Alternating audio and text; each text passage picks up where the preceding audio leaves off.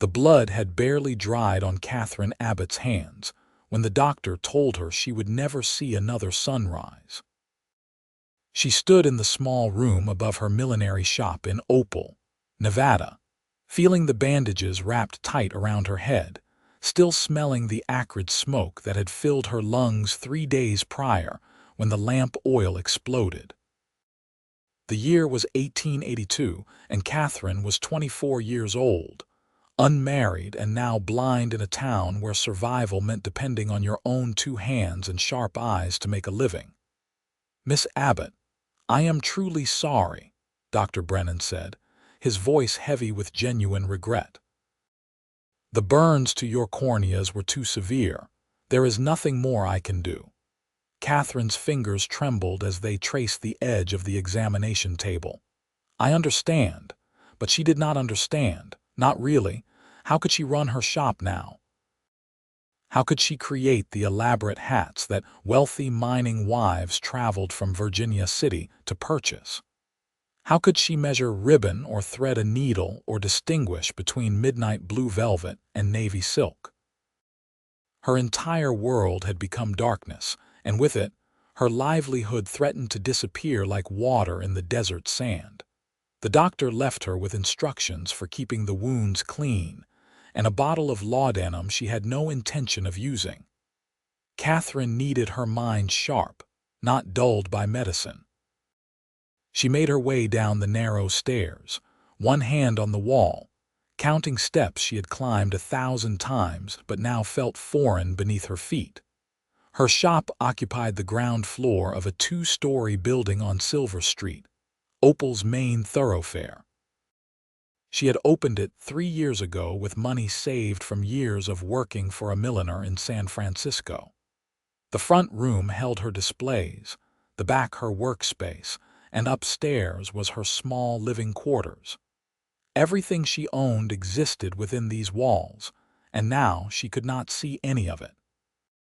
The bell above the door chimed, and Katherine froze halfway down the stairs. "Shop is closed," she called out, her voice shakier than she wanted. "I can see that, madam. Sign says so right on the door."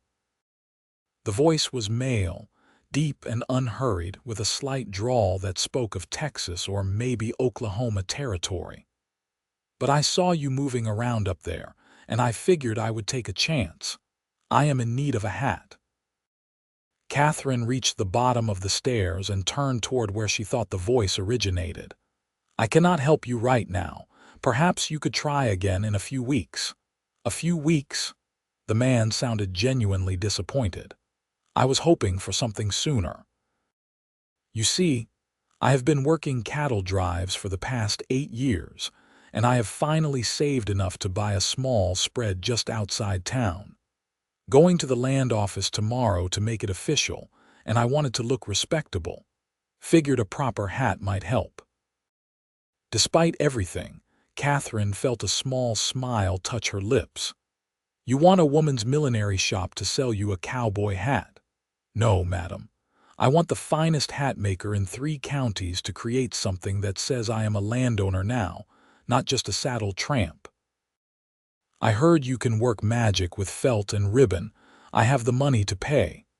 Katherine steadied herself against the wall. "I appreciate your confidence, but I have had an accident.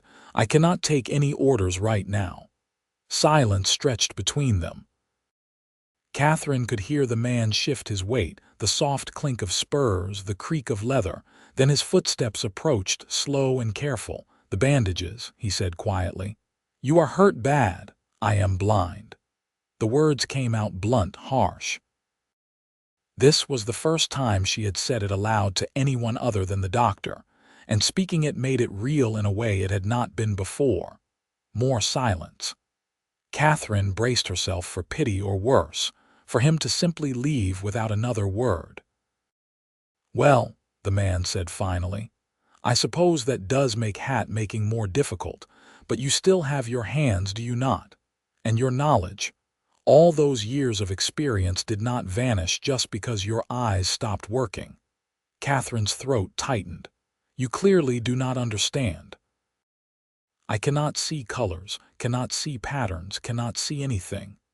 No, madam, I reckon I do not fully understand, but I do know that most folks use more than just their eyes to do their work. Maybe you could try. I am in no rush. I could come back tomorrow or the next day or the day after that. And I could describe things for you if that would help. I am pretty good with words when I set my mind to it. Katherine wanted to tell him to leave, to take his optimism and his land purchase, and his need for a respectable hat elsewhere. But something in his voice stopped her. Not pity, not condescension, just a simple belief that perhaps the situation was not as impossible as it seemed. "What is your name?" she asked. "Fletcher Parrish, madam. Most folks call me Fletch." "Mr. Parrish, I appreciate your kindness, but I cannot in good conscience take your money when I cannot promise any results." "Then how about this?" Fletcher said. "You let me come by tomorrow morning and we will just talk about what kind of hat I need. No commitment, no money changing hands. Just a conversation. If after that you think it is truly impossible, I will accept it and bother you no more. But if there is even a chance, well, seems worth exploring." Katherine considered this. The alternative was sending him away and then sitting alone in her dark shop, contemplating a future that stretched before her like an endless night. At least talking to someone would fill the hours. "Fine," she said. "Tomorrow morning, 9 o'clock. I will be here, and Miss Abbott.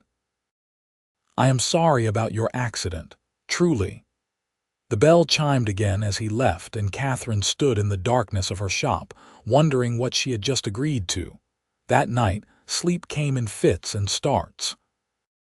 Katherine dreamed of colors she could no longer see, of the vibrant silks and satins that had lined her shelves, of the emerald green hat with peacock feathers she had crafted for the mayor's wife last spring. She woke with tears soaking her bandages, and had to remind herself that crying would only irritate the wounds further. At 9 o'clock the next morning, Katherine was seated at her work table when the bell chimed. She had dressed carefully, choosing by touch alone a simple blue dress she hoped was not badly wrinkled. Her hair was pinned up in a style she could manage without seeing, though she had no idea if it looked proper or not. "Good morning, Miss Abbott," Fletcher said. "I brought coffee and some sweet rolls from the bakery, if you have not eaten yet." The smell of fresh coffee reached her, and Katherine realized she had been too nervous to eat breakfast. "That is kind of you." She heard him move around her shop, and then he was close by, gently guiding her hand to the coffee cup he had placed on the table. His hand was warm, calloused, careful. "It is hot," he warned. "Maybe let it cool a moment." They sat in awkward silence while Katherine sipped the coffee, grateful for something to do with her hands. Fletcher cleared his throat. "So, about this hat. I was thinking something in a dark color, maybe brown or black, wide brim for sun protection. Quality felt, the kind that will last years, not months. Simple but well made, if that makes sense." Katherine set down her coffee cup. "That makes perfect sense. You want something that announces you are successful but not ostentatious about it. Respectable." "Exactly. I have materials here that would work. Good felt, imported from back east. But Mr. Parrish, I must be honest with you. Even if I could somehow construct the hat, I have no way of knowing if it would look right. If the proportions are correct, if the color is what you actually need. What if I describe things to you? I could tell you what I see, and you could tell me if it sounds right based on your experience." Katherine shook her head. "It is not that simple." "Maybe not, but we will not know unless we try." Fletcher's chair scraped the floor as he stood. "How about this? Let me practice. Let me describe something to you, and you tell me if my words paint a clear enough picture." "Describe what? Give me a moment." Katherine heard him walk to the front window. A minute passed, then two. She was about to ask what he was doing when he spoke again, his voice taking on a different quality, slower and more deliberate. The sun is about 2 hours past rising, sitting there in the eastern sky like a gold coin, someone tossed into a pool of pale blue water. The light is hitting the buildings across the street, warming up the gray wood until it looks almost honey-colored. There is a woman in a yellow dress walking past, and that yellow is the color of fresh butter, bright and cheerful against all that weathered wood. The shadows are still long, stretching west like they are trying to hold onto the night. And the sky, Miss Abbott, the sky is this perfect clear blue, the kind you only see in the high desert, not a cloud anywhere, just endless blue fading to white near the horizon. Katherine sat very still. In her mind, she could almost see it, the image constructed from his words. It was not the same as seeing with her own eyes, but it was something. "That was adequate," she said quietly. "Just adequate." Fletcher sounded amused. "Better than adequate. You have a poet's eye, Mr. Parrish. Just good observation skills. Cattle do not move fast, so you have a lot of time to notice things on a drive." He returned to his seat. "So, shall we attempt this hat?" Against her better judgment, Katherine nodded. "I will need to take measurements of your head." She stood, and Fletcher guided her hand to his shoulder so she could orient herself. He was tall, she realized, several inches taller than her own 5 feet and 6 inches. His shoulder was solid muscle beneath the worn fabric of his shirt. "Sit, please," she said, and he obeyed. Katherine's hands shook slightly as she reached for his head. Her fingers found his hair first, thick and longer than fashionable, curling slightly at the ends. She tried to be professional, clinical, as she measured the circumference of his skull, but she was acutely aware of the intimacy of the gesture, of how close she was standing to a man she had only just met. "Your head is larger than average," she said, trying to focus on facts. "Not unusually so, but enough that standard sizing would not fit well." "I have always had to special order hats," Fletcher confirmed, "which is why I came to you." Katherine took several more measurements, her confidence growing slightly with each one. Her hands remembered this work even if her eyes could not help. She noted the shape of his head, the way it would affect how a hat sat, the angle that would be most flattering. "I can do this," she said suddenly, surprising herself. "I can make your hat." Never doubted it for a moment, Miss Abbott. Over the next week, Fletcher Parrish became a fixture in Katherine's shop. He came every morning at 9 o'clock, and he stayed for hours, serving as her eyes while she worked. She had him examine the felt, describing the texture and weight, confirming it was the quality she thought it was. She had him look at the ribbon she remembered as being a subtle brown, making sure it was not faded or damaged. She worked by touch and memory, her fingers finding their way through familiar tasks, and Fletcher talked.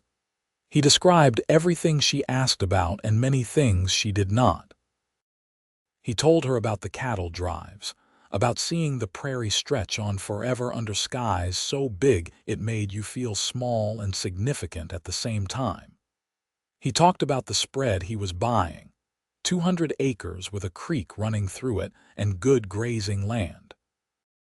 He described opal streets, telling her about changes she could not see, new buildings going up, old ones being torn down. But mostly, he described the light. How it changed throughout the day, how it painted the world in different hues from dawn to dusk. And every evening before he left, he would go to the window and describe the sunset to her. "The sun is dropping down behind the mountains now," he said on the 4th evening, standing at her shop window. "The sky is putting on a show tonight, Miss Abbott. There are clouds out there, high and thin, and the sun is setting them on fire. The bottom edges are this deep orange, the color of coals in a forge. Above that, the orange fades to pink, not a soft pink but vibrant like wild roses. Higher still, it goes to purple, a royal purple, and then finally to that deep blue that means night is coming. The mountains are black silhouettes against all that color, sharp and jagged. The whole thing only lasts maybe 15 minutes before it fades, but while it is happening, it is like the whole world is holding its breath.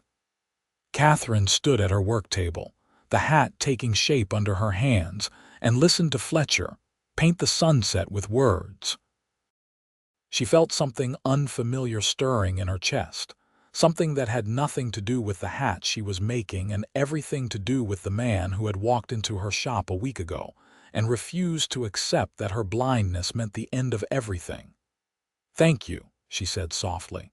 "For what?" "For helping me see." Fletcher was quiet for a moment. When he spoke again, his voice was gentle. "You are doing all the hard work, Miss Abbott. I am just providing commentary." The hat was completed on the 8th day.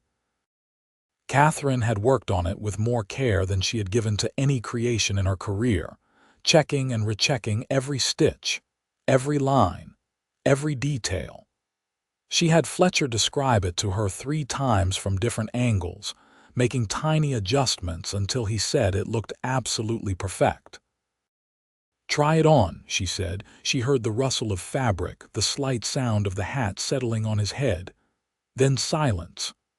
"Well," Katherine asked, nervous suddenly, "how does it look, Miss Abbott? This is the finest hat I have ever owned."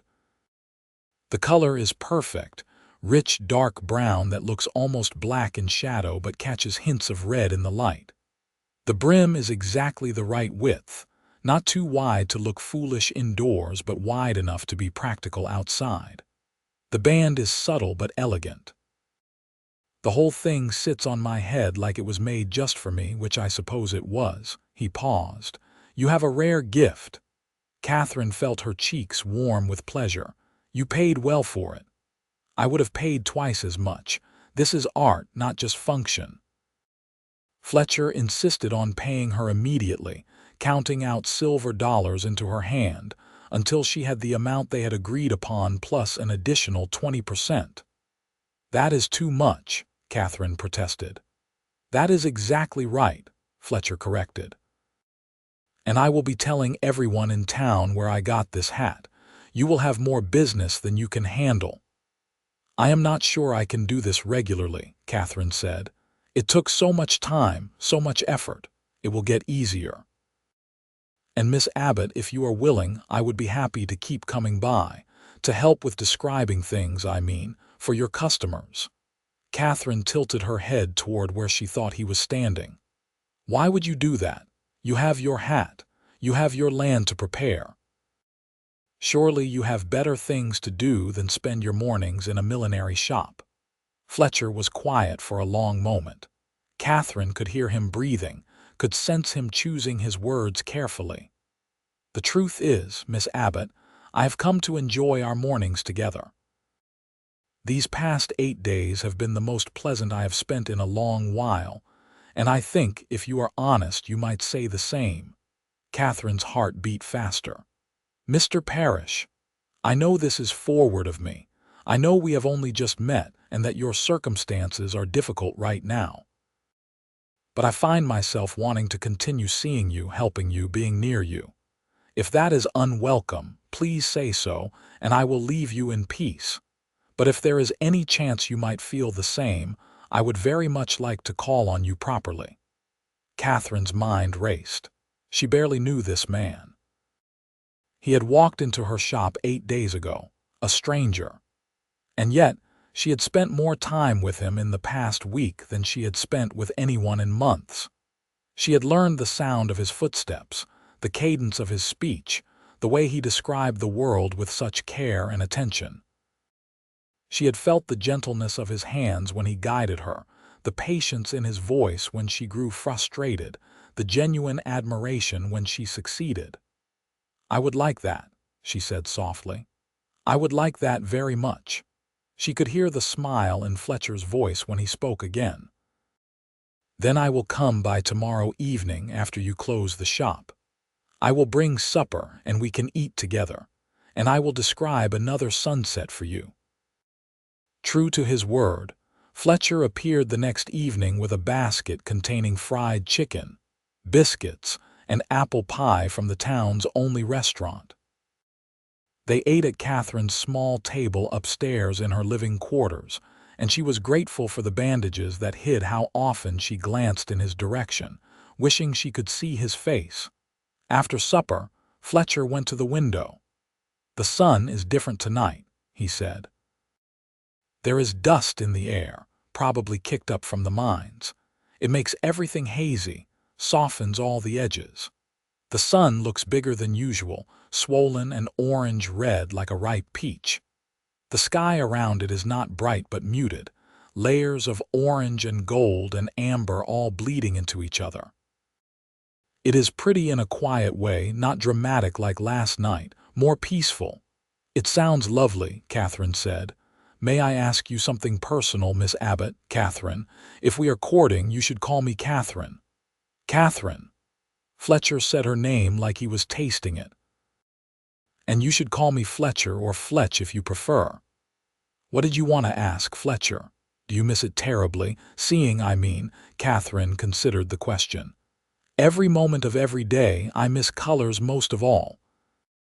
I loved color, the way different hues would work together, the way light would change them. I miss seeing people's faces, being able to read their expressions. I miss being able to walk down the street without counting steps and feeling for obstacles. I miss the independence of it, not having to rely on anyone." "You are still independent," Fletcher said. "You made my hat with minimal help. You are learning to adapt. Perhaps, but it is not the same." "No, I imagine it is not." Fletcher moved away from the window and Katherine heard him settle into the chair across from her. "But you are still the same person, still talented, still capable. The loss of your sight does not diminish who you are." Katherine felt tears threaten. "You are kind to say so." "I am not being kind, I am being truthful." His hand found hers on the table, his fingers warm and rough. "Katherine, I know we have not known each other long, but I see something in you, something strong and resilient.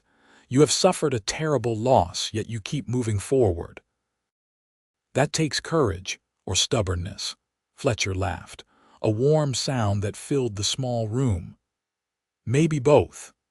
They sat together as the light faded outside, Fletcher's hand covering hers, and Katherine thought that perhaps blindness had not taken everything from her after all. Perhaps it had even brought her something she had not known she was missing. Over the following weeks, Fletcher became an essential part of Katherine's life.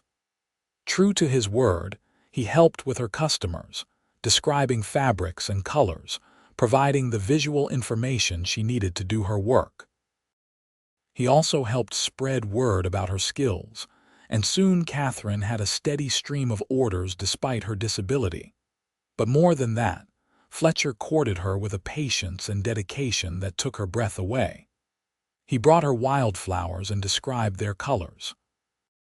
He read to her from the local newspaper every morning. He guided her on walks through town, describing everything they passed until Katherine could form a mental map of Opal's streets. And every single evening he described the sunset to her. "Tonight the sky is angry," he said one evening in late June. "Storm clouds are rolling in from the west, big dark towers of gray and black, but the sun is under them, shining through a gap between the clouds and the horizon. It is turning everything gold, this intense bright gold that makes the whole desert glow. The storm clouds above look even darker by contrast, almost purple-black. There is lightning flickering inside them, too far away to hear the thunder yet. It is beautiful and terrifying all at once." "Will the storm be bad?" Katherine asked, concerned. "Hard to say. Might blow over, might give us a good soaking. Either way, we could use the rain." Katherine smiled, spoken like a true rancher. "I suppose I am one now officially. Spent today repairing fences and checking the condition of the barn. It is going to take months to get everything in proper order, but it is mine. I am happy for you, Fletcher. I would be happier if you would come see it." Or rather, if you would let me bring you there so I could describe it to you." Katherine hesitated. Leaving her shop, venturing out to Fletcher's ranch, felt like a significant step. But then again, they had been courting for 6 weeks now. It was not inappropriate, especially if they were not alone. "I would like that," she said. They went on a Sunday when Katherine's shop was closed. Fletcher drove a wagon, and Katherine sat beside him, feeling the warm sun on her face and the gentle rocking motion as they traveled the rough road out of town. "We are leaving Opal now," Fletcher narrated. "The buildings are behind us, and ahead is just open desert. The land rolls a bit, gentle hills and shallow valleys. There are Joshua trees scattered around, their spiky arms reaching up toward the sky.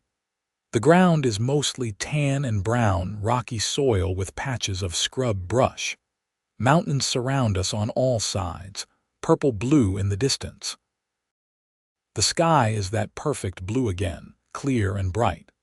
As they traveled, Fletcher described everything they passed: a hawk circling overhead, a lizard sunning itself on a rock, the way the desert seemed to shimmer in the heat. Katherine listened to every word, building the world in her imagination. "There it is," Fletcher said finally. "My ranch." "Describe it," Katherine urged. "Well, it is not much to look at yet," Fletcher admitted. "The main house is small, just 3 rooms, built from wood that has weathered to gray, needs paint badly. The barn is bigger than the house, red paint fading to pink in places. There is a corral, fences that I have been mending. The creek I mentioned runs along the eastern edge of the property, lined with cottonwood trees. Those are the only real trees on the place, and they are beautiful, their leaves shimmering silver green in the breeze. Beyond the immediate area, it is just grazing land, rolling hills covered in grass that is starting to turn golden as summer sets in. And over everything, that huge blue sky." Fletcher helped Katherine down from the wagon and guided her carefully toward the house. Inside, it smelled of wood and dust and something that was distinctly masculine. Fletcher described the layout, showing her where everything was, and Katherine tried to memorize it all. "It needs a woman's touch," Fletcher said. "Right now it is just furniture and function, no curtains, no decorations, nothing that makes it feel like a real home." "You could hire someone to help with that," Katherine suggested. "I suppose I could." Fletcher was quiet for a moment. "Or I could hope that someday you might help me with it." Katherine's breath caught. They had been moving toward this moment for weeks, both of them aware that what had started as a simple business arrangement had become something much deeper. But hearing Fletcher speak it aloud still made her heart race. "Fletcher, I care for you deeply," Katherine said carefully, "but you must understand what you would be taking on. I am blind. I will always be blind. There are things I cannot do, ways in which I will always need help." "You think I do not know that?" Fletcher stepped closer, and Katherine could feel the warmth radiating from him. "Katherine, I have spent nearly every day with you for the past 6 weeks. I know exactly what your limitations are, and I also know exactly how capable you are despite them. Yes, there are things you need help with. Everyone needs help sometimes. But you are not helpless, and I am not some martyr sacrificing himself. I am a man who has fallen in love with a remarkable woman, a woman who is talented and strong and beautiful, a woman who I want to build a life with." "You love me," Katherine whispered. "I love you," Fletcher confirmed. "Have for weeks now, if I am being honest. I was just waiting for the right time to say it." Katherine reached out and Fletcher took her hand, guiding it to his face. She traced his features with her fingertips, learning him in the only way she could now. Strong jaw, slightly rough with stubble, straight nose, lips that curved into a smile beneath her touch, eyes that crinkled at the corners, though she could only feel the lines, not see them. "I love you too," she said. "I think I have since you first described a sunset to me." Fletcher kissed her then, gentle and careful as if she were something precious. Katherine leaned into the kiss, into him, and felt something inside her that had been tight and closed since the accident began to open. They spent the afternoon at Fletcher's ranch, and he described everything in detail. The view from each window, the way the light fell across the floors, the sound of the creek running over stones, the smell of the cottonwood trees, the feel of the breeze coming down from the mountains. Katherine stored it all away, building a picture in her mind of the place Fletcher called home. As evening approached, Fletcher drove them to a spot on a hill overlooking the ranch. "This is my favorite place on the property," he said. "Best view of the sunset I have found so far." They sat together on a blanket Fletcher had brought, and as the sun began its descent, he described it for her. "The sun is touching the mountains now, balanced right on top of them like a ball on a rim. It is huge and orange, so bright it is hard to look at directly. The whole western sky is this gradient of warm colors. Brightest near the sun, yellow-orange fading to peach, and then to pink. There are a few clouds tonight, thin wisps catching the light, glowing like they are lit from within. The desert below us is turning golden, every rock and plant casting long shadows toward the east. And above, where the sun has not quite reached yet, the sky is still blue, but a softer blue now, almost purple. In a few minutes, the sun will drop behind the mountains completely, and we will have maybe 10 minutes of this incredible light before it all fades to night." "Tell me when it happens," Katherine said. "When the sun disappears." They sat in silence, Fletcher's arm around her shoulders, Katherine's head resting against his chest. She could hear his heartbeat, steady and strong. "Now," Fletcher said softly. "It just dropped behind the peak. And Katherine, you should see the sky now. The orange is deeper, more intense, like flames. The pink has turned to purple. The clouds are glowing. It is spectacular." Katherine imagined it, painting it in her mind with Fletcher's words as her brush. It would never be the same as seeing it with her own eyes, but it was something, more than something. "It was a gift, Fletcher," she said. "When you ask me to marry you, I will say yes." She felt him laugh, his chest rumbling beneath her cheek. "Is that so?" "Yes." "I thought you should know, so you can ask whenever you are ready." "Katherine Abbott, will you marry me?" Katherine sat up, turning toward him. "That was rather quick. You said whenever I was ready. I am ready.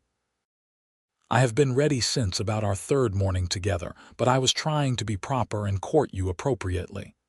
But if you are willing, if you truly mean what you just said, then why wait? Katherine, will you be my wife?" "Yes," Katherine said, her face breaking into a wide smile. "Yes, Fletcher Parrish, I will marry you." Fletcher whooped, a joyful sound that echoed across the desert, and then he was kissing her again, less careful this time, and Katherine kissed him back with all the love and hope and happiness she felt flooding through her. They married 6 weeks later in Opal's small church. Katherine wore a dress she had sewn herself, with help from Fletcher to ensure the seams were straight and the buttons properly placed. She could not see the ceremony, but Fletcher described it to her in whispers while they stood at the altar. The stained glass windows casting colored light across the wooden pews, the wildflowers decorating the church, the way everyone smiled when they exchanged vows. And afterward, when they stood on the church steps and people congratulated them, Fletcher leaned down and whispered, "You look so beautiful, Katherine. Your dress is the color of fresh cream, and you are wearing a hat you made with pink roses that match the flush in your cheeks. The sunlight is making your hair shine like copper, and you are smiling in a way that makes me the luckiest man in Nevada."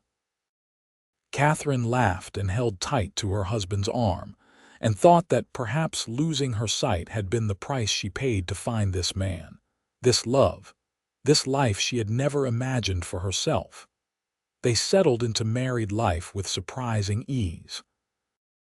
Katherine moved out to the ranch, though she kept her shop in town open 3 days a week. Fletcher would drive her in those mornings and pick her up in the evenings. The other days she spent learning her new home, memorizing the layout until she could move through the rooms with confidence. Fletcher was true to his word about the sunsets. Every single evening, no matter how tired he was from ranch work, he would stop what he was doing and describe the sunset to Katherine. Sometimes they watched from the porch, sometimes from the hill where he had proposed, sometimes from beside the creek, where the water reflected the colors above. "Tonight is subtle," he said one evening in October, their 3rd month of marriage. "Mostly gold and gray. There are clouds moving in, probably rain tomorrow. The sun is behind them, turning them silver at the edges. The light is diffuse, gentle. Not dramatic, but peaceful. The kind of sunset that makes you feel calm." Katherine stood beside him, her hand in his, and felt that peace he described. Her life had changed so much in the past year. She had lost her sight, nearly lost her livelihood, and then found love in the most unexpected way. Some days were still hard. She still mourned what she had lost, but Fletcher never let her despair for long. He was always there, patient and loving, helping her adapt while never making her feel helpless. That winter, Katherine discovered she was pregnant. Dr. Brennan confirmed it in January of 1883, and Katherine and Fletcher celebrated the news with quiet joy. "I am nervous," Katherine admitted one night as they lay in bed. "How will I care for a child when I cannot see? The same way you do everything else," Fletcher said, his hand resting on her still flat stomach. "With determination and skill and help when you need it. You are going to be an amazing mother, Katherine. You have so much faith in me. You have earned it 1,000 times over." Their son was born in late August during the hottest part of the summer. The labor was long and difficult, but when Dr. Brennan finally placed the baby in Katherine's arms, all the pain faded to insignificance. "Describe him to me," Katherine said, tears streaming down her face as she held the small, warm weight of her child. Fletcher's voice was thick with emotion. "He is perfect, Katherine. Tiny and red-faced with a shock of dark hair just like yours. His eyes are blue right now, but the doctor says they might change. He has your nose, I think, and your chin. His hands are so small, his fingers like little twigs. He is beautiful." They named him Thomas William Parrish, after both of their fathers. Fletcher described him to Katherine constantly as he grew. How his eyes did indeed change color, turning brown like Fletcher's. How his first smile appeared at 6 weeks. How he learned to roll over, to sit up, to crawl. Katherine learned her son through touch and sound and smell, memorizing every detail Fletcher shared.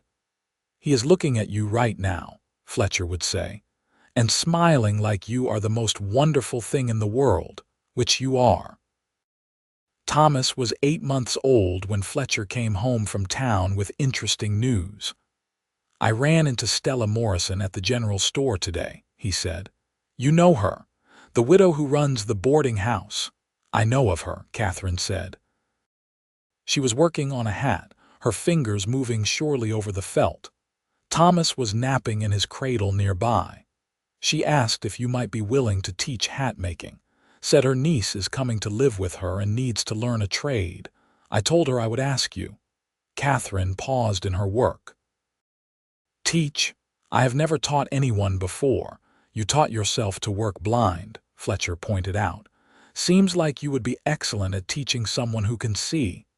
Katherine considered this. The idea was daunting but also intriguing. "Tell her I will meet with the girl. We will see if she has any aptitude for it." The girl's name was Margaret, and she was 17 years old, newly orphaned after her parents died of influenza. She was shy and uncertain but proved to have clever fingers and a good eye for color. Katherine took her on as an apprentice, and to her surprise, found she enjoyed teaching. "Describe what you see," Katherine would instruct. "Tell me about the way the ribbon lies, whether it looks balanced." Through Margaret's eyes, Katherine refined her techniques. The girl asked questions that made Katherine think about her craft in new ways, explaining not just how to do something but why. Their partnership flourished, and soon Katherine was able to take on more orders than she could have managed alone. The years passed, marked by sunsets and seasons. Thomas grew from baby to toddler to young boy, and Fletcher described every stage to Katherine. How he learned to walk, stumbling across the ranch yard with determination. How he followed Fletcher around trying to help with chores. How he was gentle with the animals and endlessly curious about the world. "He looks like you," Fletcher told Katherine one evening when Thomas was 4. They were watching the sunset, Thomas playing nearby. "Same dark hair, same determined expression when he is concentrating on something. But he has my stubbornness, I am afraid." "I think he comes by that from both sides," Katherine said with a laugh. In 1888, when Thomas was 5, Katherine became pregnant again. This pregnancy was easier than the first, and in March of 1889 she gave birth to twin daughters. 2. Katherine had gasped when Dr. Brennan told her during the delivery, "You are certain, very certain, Mrs. Parrish, and here comes the second one now." Fletcher described the girls to Katherine with wonder in his voice. "They are identical, Katherine. The same tiny faces, the same wisps of blonde hair. I cannot tell them apart yet. They are both perfect." They named the twins Rose Ellen and Lily Jane after Fletcher's mother and Katherine's mother respectively. The girls proved to be a handful, keeping both parents constantly busy. Thomas was fascinated by his baby sisters, always wanting to help care for them. "Thomas is holding Rose right now," Fletcher would narrate. "At least I think it is Rose. He is being so careful, supporting her head just like you taught him. She is looking up at him, and he is singing that song you always sing. He is going to be a good big brother." The ranch prospered. Fletcher's careful management and hard work paid off, and he was able to expand his herd and improve the property. He built additions onto the house, giving them more space for their growing family. He planted trees around the house, and every spring he described to Katherine how they bloomed through it all. Fletcher never once failed to describe the sunset to Katherine. It became their ritual, their time together at the end of each day. No matter how busy they were with children or work, they always stopped to watch the sun go down. "Tonight the sky is on fire," Fletcher said one evening when the twins were 2 years old. All 3 children were already in bed, finally asleep after a long, chaotic day. Katherine and Fletcher sat on the porch, holding hands, exhausted but content. Streaks of red and orange across the whole sky, like someone took a paintbrush and just swept it across. The clouds are catching the light, glowing. The whole world looks warm. And Katherine, the way that light is hitting your face right now, you look just as beautiful as the day I married you. More beautiful, actually, because now I know you completely. I know your strength, your kindness, your love. And I fall in love with you more deeply every single day." Katherine squeezed his hand, her throat tight with emotion. "I never imagined I could be this happy. When I lost my sight, I thought my life was over, but you showed me it was just beginning in a different way." "We showed each other," Fletcher corrected. "You taught me to see the world differently too, to notice the details, to appreciate the beauty in every moment. Before I met you, I just rode past sunsets. Now I study them, find words for them, because I want to share them with you." They sat in comfortable silence as the light faded, 2 people who had found each other against all odds and built a life full of love and purpose. When Thomas turned 12, he began helping more seriously on the ranch. Fletcher described to Katherine how the boy sat a horse, natural and easy. How he handled cattle with skill beyond his years. How he was growing tall and strong. "He asked me something today," Fletcher said one evening. "He wanted to know how I describe things to you so well. Said he wants to learn so he can help too." Katherine smiled. "What did you tell him?" "I told him it just takes practice and attention. But the truth is, I do it because I love you and I want you to experience everything you can. I think Thomas understands that now." Thomas did begin describing things to Katherine, his observations different from Fletcher's but no less valuable. He noticed things about animals and nature that Fletcher sometimes missed. Rose and Lily, now 5 years old, also tried to describe things in their limited vocabulary, their sweet attempts making Katherine laugh. "Mama, the sky is pretty," Lily would say. "Very pretty," Rose would agree. "Pink like flowers." As the twins grew older, they showed an interest in their mother's millinery work. Katherine taught them as she had taught Margaret, who had since married and moved to Virginia City, but still credited Katherine with giving her a valuable skill. The twins proved adept with needle and thread, their small fingers nimble. "Rose is choosing ribbons right now," Fletcher narrated one afternoon. "She is holding up a blue one next to the hat you are working on. Lily is shaking her head, pointing to a green one instead. They are debating the merits of each color. It is quite serious." Katherine listened to her daughters argue good-naturedly and felt a deep satisfaction.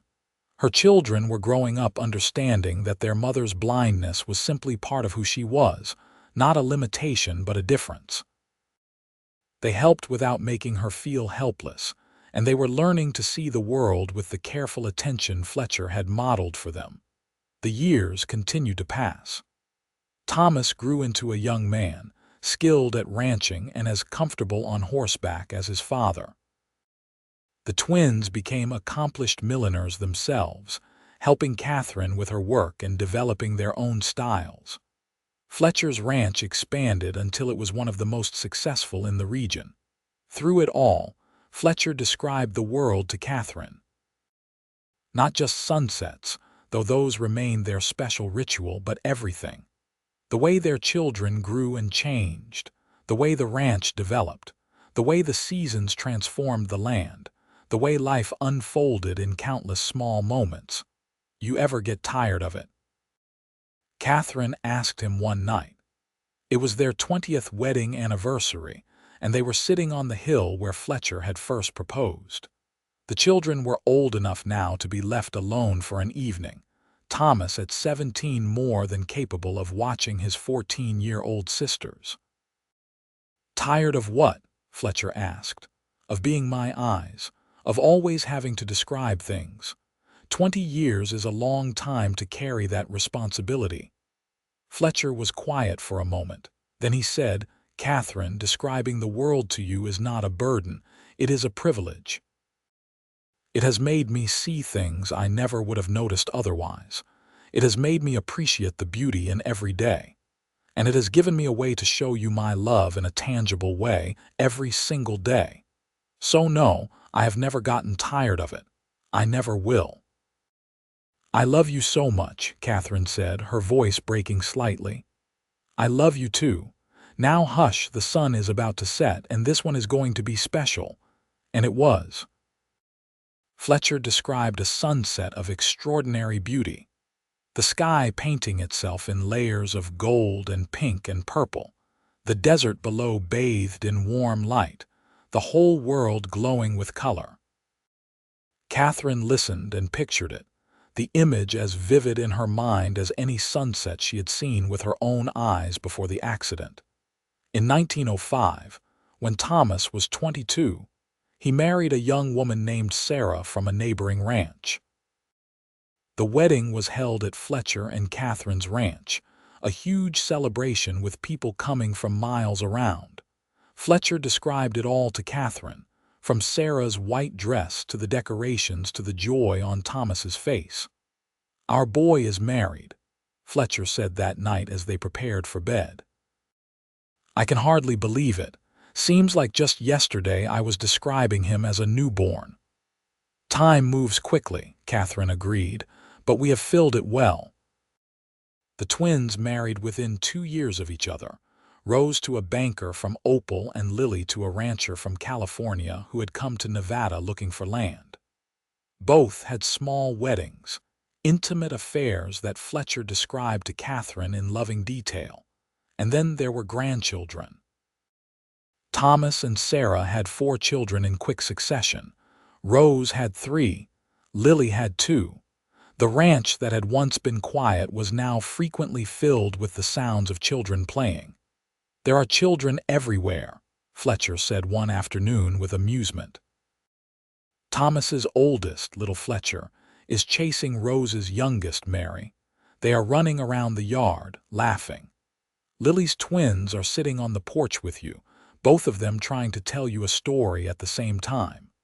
Sarah is trying to corral the baby before he crawls into something he should not. It is chaos, and it is perfect. Katherine, now in her late 50s, listened to the sounds of her grandchildren and felt profoundly grateful. Her life had taken a path she never expected, full of challenges she had not anticipated. But it had also been full of love, of purpose, of joy. Fletcher was 62 now, his hair gone silver, his face weathered from decades of outdoor work. Katherine knew this only because he told her, describing his own aging with wry humor. "I am looking more like my father every day," he said. "Same lines around the eyes, same way of standing. Getting a bit creaky in the joints too." But his voice was still strong when he described the sunsets. Every evening, without fail, Fletcher would find Katherine and they would watch the sun go down together. Sometimes children or grandchildren joined them, learning the ritual. But it was always Fletcher who narrated, his voice as full of wonder and love as it had been 23 years ago when he first walked into Katherine's shop. "This sunset reminds me of the first one I ever described to you," Fletcher said one evening in 1908. They were alone on the porch, the children all gone home to their own families. Gold and pink, peaceful and beautiful. "I remember being so nervous, worried my words would not be enough, but you smiled at me and I knew everything would be all right." "Everything has been more than all right," Katherine said. "You have given me the world, Fletcher. Every sunrise, every sunset, every moment in between. You have been my eyes, my love, my partner. I could not have asked for a better life." "Not bad for a saddle tramp and a blind milliner," Fletcher said with a laugh. Katherine reached for his hand, finding it easily after all these years. "We make a good team." "The best team," Fletcher agreed. They sat together as the light faded, 2 people who had found each other when they needed each other most, and built a life beyond what either had dreamed possible. The sky blazed with color, the desert stretched out before them, and Fletcher described it all to Katherine in words painted with love. As night fell and stars began to appear, Fletcher described those too. "The sky is going dark now, that deep blue-black that means night has truly arrived. And the stars, Katherine, there must be 1,000,000 of them tonight. They are so bright out here, away from town lights. The whole sky is full of them, like someone scattered diamonds across black velvet. There is the Big Dipper, sitting low in the northern sky. And there is Venus, the evening star, brighter than anything else up there. It is beautiful, this endless sky, full of light in the darkness." Katherine listened, her head resting on Fletcher's shoulder, and thought that his description was perfect. Light in the darkness. That was what Fletcher had been for her from the very beginning, and what he continued to be every day. Years continued to unfold, bringing more changes, more joys, more challenges. Fletcher's joints did indeed grow creaky, and by his 70th birthday in 1915, he had to give over most of the physical ranch work to Thomas and his sons. but he never stopped describing the world to Katherine. His voice might have grown softer with age, but his words were as beautiful as ever. Katherine's hair had gone white, Fletcher told her, and her face had lines now from decades of smiling. Her hands, always her most valuable tools, were gnarled with arthritis, making the detailed millinery work more difficult. But she still worked when she could, and the twins had taken over most of the business, running the shop with skill and keeping their mother's reputation alive. On their 40th wedding anniversary in 1923, their children and grandchildren threw them a celebration. Fletcher was 78, Katherine was 65, and they had been married longer than many of their guests had been alive. "Tell me what it looks like," Katherine said as they stood in their yard, surrounded by family. Fletcher described it all. The tables laden with food, the children running and playing, the decorations the grandchildren had made, the way the sun filtered through the trees he had planted decades ago, the smiles on everyone's faces. "And you," Fletcher said, his voice thick with emotion. "You are standing here next to me, wearing a blue dress that matches your eyes. Your hair is white and pinned up in that style you have worn for years. You are smiling, and Katherine, you are still the most beautiful thing I have ever seen. 40 years, and I love you more now than I did the day we married." Katherine felt tears slip down her cheeks. 40 years of sunsets. 40 years of sunsets, Fletcher agreed. "And if I am blessed, many more to come." They were blessed with 7 more years. 7 more years of sunsets described with love. 7 more years of watching their family grow.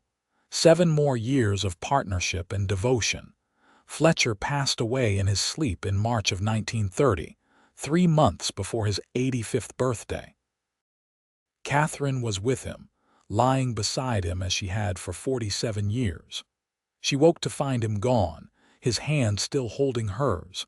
At his funeral, Katherine asked Thomas to describe it to her the way his father would have. Thomas, now 47 years old with silver in his own hair, did his best. "The church is full, Mama. Every pew is packed and there are people standing in the back. There are flowers everywhere, more flowers than I have ever seen in one place. The sun is shining through the windows, making patterns of light on the floor. Everyone is here because Papa touched so many lives. But mostly they are here for you, to support you, because everyone knows how much you loved each other." Katherine sat quietly, her hands folded in her lap, and mourned the loss of her partner, her love, her eyes on the world. Fletcher had been everything to her, and now he was gone. But she was not alone. Her children surrounded her, her grandchildren, and even a few great-grandchildren.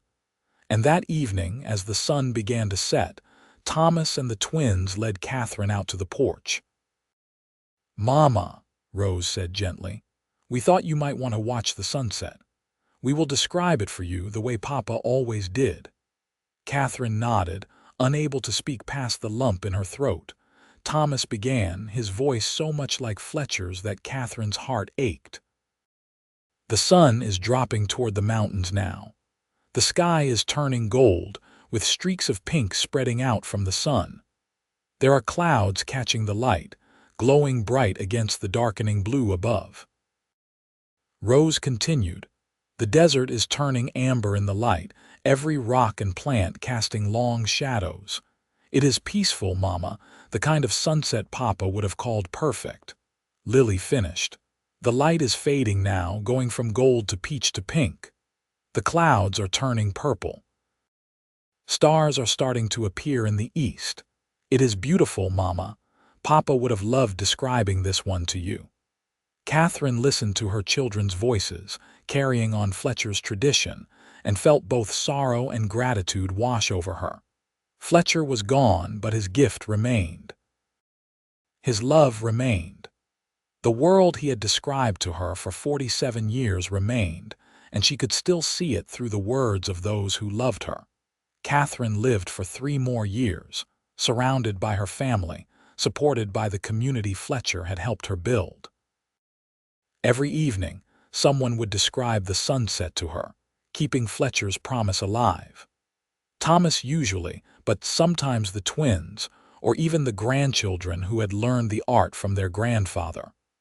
On a warm evening in June of 1933, Katherine sat on her porch with Thomas beside her. She was 75 years old, and she could feel herself growing weaker. But the sunset was beautiful, and Thomas was describing it with the care and love Fletcher had taught him. "The sky is brilliant tonight, Mama. Orange and red and gold, layers of color spreading across the whole sky. The sun is just touching the mountains and the light is making everything glow. It is the kind of sunset Papa always said was special, the kind that makes you stop and stare." Katherine smiled. "It sounds perfect." "It is," Thomas agreed. "Mama, are you feeling all right?" "I am feeling peaceful," Katherine said. "Thomas, I want you to know something. My life has been good. Better than good.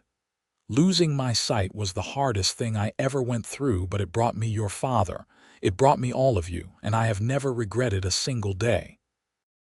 "We have been blessed to have you as our mother," Thomas said, his voice tight. "I have been blessed to have all of you." Katherine paused. "Tell me more about the sunset." Thomas continued describing the changing light, his voice gentle and steady. "And as the sun dropped below the mountains and the sky blazed with color one final time, Katherine felt herself drifting, peaceful and content. She passed quietly, her hand in Thomas's, surrounded by the love of her family. And in her final moments, she could have sworn she heard Fletcher's voice, warm and familiar, describing one last sunset just for her. Thomas and his sisters buried their mother next to Fletcher on the hill overlooking the ranch, the place where Fletcher had proposed all those years ago. It was a spot with a perfect view of the sunset, and the family made sure to visit often, continuing the tradition Fletcher had started. Years later, Thomas's own children would bring their children to that hill, and they would watch the sunsets together and tell stories about their great-grandfather, who had loved their great-grandmother so much that he described the world to her every day for 47 years. They told of the blind milliner who had built a successful business, despite her disability, who had raised a family and touched countless lives. But mostly they told about love, about how two people had found each other in the hardest of circumstances and built something beautiful together. About how Fletcher had refused to see Katherine's blindness as a limitation, and how Katherine had refused to let it limit her. About partnership and devotion, and the way love can transform even the darkest situations into something filled with light. The millinery shop in Opal remained open for generations, passed down through Katherine's descendants. And on the wall, in a place of honor, hung Fletcher's first hat, the one that had brought them together. Beside it was a small plaque that read, "In memory of Fletcher and Katherine Parrish, who taught us to see with more than just our eyes." The ranch prospered for generations as well, remaining in the Parrish family, each new generation caring for the land Fletcher had claimed and built upon. And every evening, without fail, someone from the family would pause to watch the sunset, appreciating the beauty and thinking of Fletcher and Katherine. The story of the blind milliner and the cowboy who described sunsets to her became legend in Opal and the surrounding areas. People told it to illustrate devotion, to demonstrate love, to show what partnership truly meant. It was a story that resonated because it was real, because it was about ordinary people who had done extraordinary things simply because they loved each other. Fletcher had walked into Katherine's shop on a summer day in 1882, needing a hat. He had walked out with a purpose, a love, a life he had never imagined. And Katherine, who had thought her life was over when she lost her sight, had discovered instead that it was just beginning in ways she could not have foreseen. They had been blessed with 47 years together, 47 years of sunsets and love and building a life. They had raised 3 children who had given them 9 grandchildren, who had given them more great-grandchildren than they could count. They had built a successful business and a prosperous ranch. They had touched countless lives and left a legacy that would endure for generations. But more than any of that, they had loved each other completely, devoted themselves to each other fully, and found joy in every single day they spent together. Fletcher had given Katherine his eyes, describing the world so she could see it through him. And Katherine had given Fletcher purpose, showing him that love was about more than just emotion. It was about action and dedication and showing up every single day. Their story was one of loss and adaptation, of challenge and triumph, but most of all, it was a story of love. Pure, deep, enduring love that transcended obstacles and lasted until death and beyond, living on in the memories and lives of all those they had touched.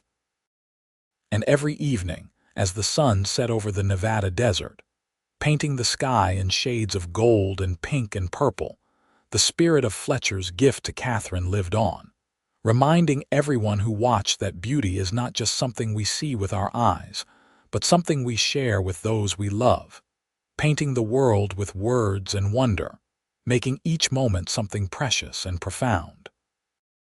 The desert wind would blow across the land Fletcher had claimed and Katherine had made a home, carrying with it the echo of his voice describing one more sunset, one more beautiful moment in a life filled with them. And in that wind, in that light, in those endless skies, the love of Fletcher and Katherine Parrish remained, eternal as the desert itself, bright as any sunset, and as real and present as the day it first began.